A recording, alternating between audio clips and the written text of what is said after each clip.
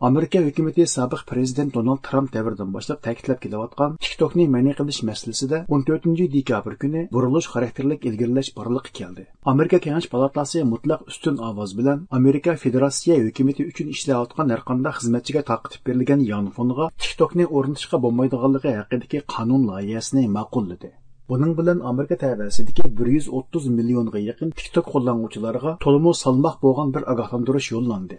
Buning bilan Oqsaroy, Davlat mudofaa ministrligi, Vatan bexatarligi ministrligi, Tashqi ishlar ministrligi qatorliqlar bir necha yildan buyon ijro qilib kelayotgan hukumat igidorchiligidagi elektronlik uskunalarga TikTok o'rnatishni ma'ni qilish yuzlanishiga yangi bir mazmun qo'shildi. TikTokning davlat bexatarligi, maxfiyatlikni o'g'irlash, xususiy uchurlarni Xitoy hukumatining tekshirishiga yo'l qo'yish degandek qilmishlardan boshqa, Amerika fuqarolari orasida an'anaviy axloq normasini buzish maqsadidagi mazmunlarni umumlashtirishimi yaqinqi mezgillardan buyon ko'plagan mutaxassislarning diqqat markazida bo'lib kelayotganligi ma'lum.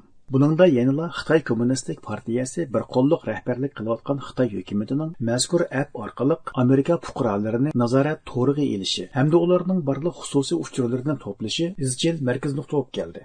Shu sababdanmi Amerika Federatsiya tekshirish idorasining boshlig'i Christopher Wray apandi ko'p qatim TikTokni davlat bexatarligi uchun og'ir tahdid deb askartgan edi. We do have national security concerns, at least from the FBI's end, about TikTok.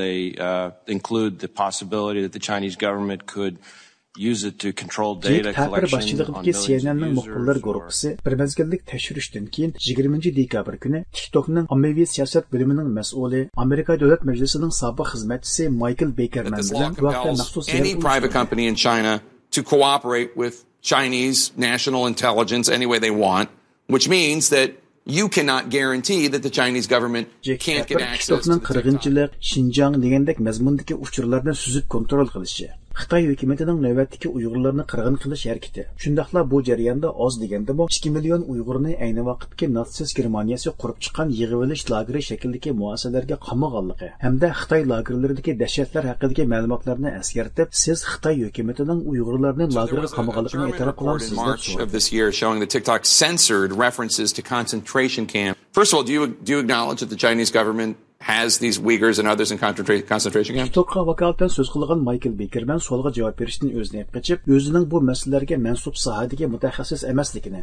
o'zining faqat TikTok'a aloqador ishlarga zehn qo'ydiganligini takrorlagan. That's not something that I focus on, but I can tell you that for content moderation is done from the United States. We do not censor content on behalf of Gerçi bu savol qayta 5 qatim so'ralgan bo'lsa-mu, Michael o'zining Uyg'ur qirg'inchiligidan yoki Xitoy hukumatining Uyg'ur diyoridagi zulmlaridan xabari borligini ifodalashni rad qildi.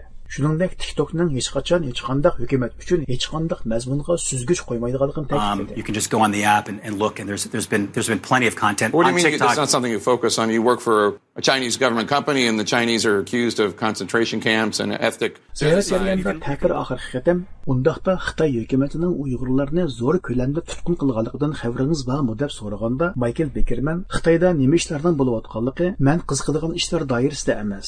Torbakka qarasangizlar bu vaqtda yetarli uchurlar eshitish turibdi dedi. Oxirida ta'bir uningdan Xinjiangdagi qirg'inchilikni e'tirof qilsangiz xizmatdan haydilamsiz deb so'raganda Michael yana bir qatam gap yo'rg'iltib, kishilik haqlarning dafsana bo'lishi dunyoning hamma yerida, shuningdek Xitoydami mavjud. Ammo men kishilik huquq masalalari this guy won't even acknowledge that the Chinese are committing genocide against their own people. They would probably interpret that to be like you're afraid of being fired if you acknowledge that. Jake, that's not accurate and that's not fair. Uyg'ur qirg'inchiligi haqida so'z qilishni xohlamagan bo'lsa-mu, Avstraliya strategiyalik siyosat tadqiqot instituti 2019-yili 28-noyabrda e'lon qilgan doklad allaqachon TikTokning Uyg'ur diyoridagi qirg'inchilikda boshqa Xitoy shirkatlari bilan birlikda Xitoy soqchi sistemasi va yerlik qonun sistemasiga qanday xizmat qilganligi, ularning bu sohada qaysi darajada bevosita va vositalik rol o'ynaganligini tafsiliy bayon qilib bergan edi. Bu jihatdagi bir tipik misol 2019-yili Amerika tavasidagi yoshlardan Firoza Azizning Uyg'ur diyoridagi lagerlar haqida simvollik yo'sinda so'z qilishidan keyin uning TikTok hisobotining taqib etilishi, keyincha axborot vositalarining besimida buning texnika savallikka ekanligi jakoralanib, hisobotning asliga keltirilishi hisoblanadi. CNN'ning muxbirlar guruhi alohida ta'kidlagan bir nuqta, TikTok munbirda hozirgacha e'lon qilingan Xinjiang temasidagi videolarning 94%ni Xinjiangning ajoyib orom baxsh va inoq makon ekanligi haqidagi mazmunlar egillagan. Uyg'ur qirg'inchiligi, Xinjiangdagi zo'r tutqun degandek temalardagi mazmunlarga tezla suzgich selingan. Buning bilan Amerika tavasidagi kishilarning Uyg'ur diyori haqidagi tushunchasiga ko'rinmas shaklda bir yugan silingan. Texmi muhimi, raqamlik o'chmanlikka taqobil turish markazi 2022 yili 15 dekabr kuni e'lon qilgan doklad TikTokda hisobot ochganlarga 3 minutga yetmagan vaqtda avtomatik ko'rinadigan videolarning mutlaq ko'p qismi butunlay yosh o'smirlarga ziyonli mazmunda ekanligini. Bu xil ziyonli mazmundagi videolar mohiyatda yosh o'smirlarning dunyo qarash va qimmat qarash jihatda xato yo'nalishga boshlaydiganligi aytilgan. Suhbat jarayonida Jack Tapper Amerika tavasidagi ota-onalar hozir Xitoy bizning bolalarimizni kichkidan tortib buzishga urinyotidi deb qaraydi ekan. Siz bunga nima deysiz deganda Michael Bickerman buni might say that and think the Chinese government is trying to destroy our kids from within. Don't you think that that's the impression? I think that's a mischaracterization.